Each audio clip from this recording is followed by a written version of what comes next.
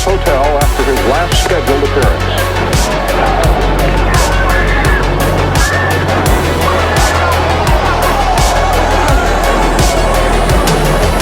The president appeared stunned momentarily, but he was not hit. He was quickly pushed into a crouching position, into his limousine, and in moments the motorcade was underway, rushing away from the trouble area.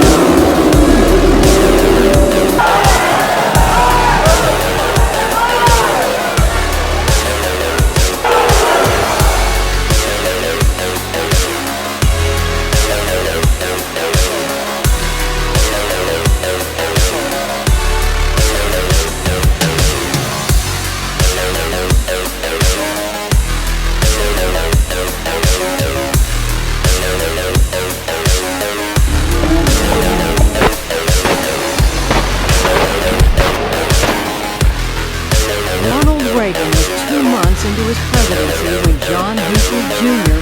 drew a $29 handgun outside the Washington Hilton Hotel on March 30th, 1981. He wounded the president, Brady,